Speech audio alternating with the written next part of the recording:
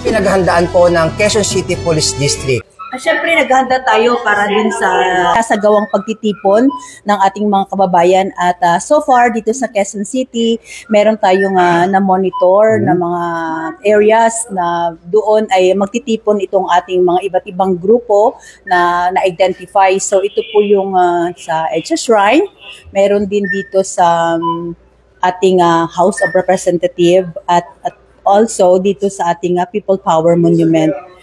So far naman itong maghapon ay naging maayos. Though may mga pagtitipon, pero hindi naman din kumbaga yung kanilang crowd ay hindi naman dumami and dahil nga sa panahon pa ulan-ulan, so ang mga tao ay nagsisialisan din. Meron ba tayong mga allied forces karagdagang pwersa ang kaligtasan kaayusan ng ating komunidad, ma'am?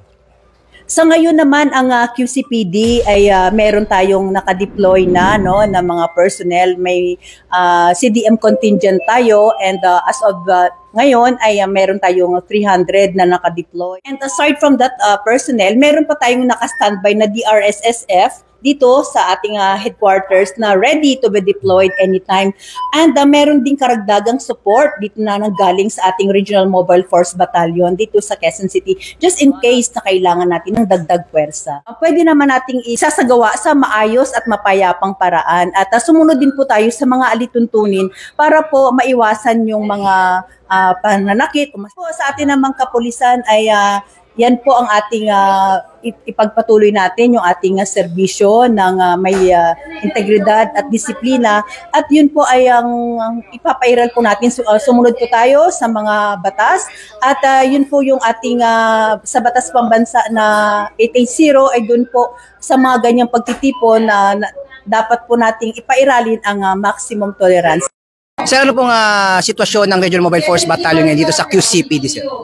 In behalf of our Force Commander, Police Colonel Celso M. Rodriguez, so kami yung pinadala dito sa QCPD to be augmented para sa expected na civil disturbance management. We are here para sa pagpapanatili ng kaayusan at seguridad ng ating community.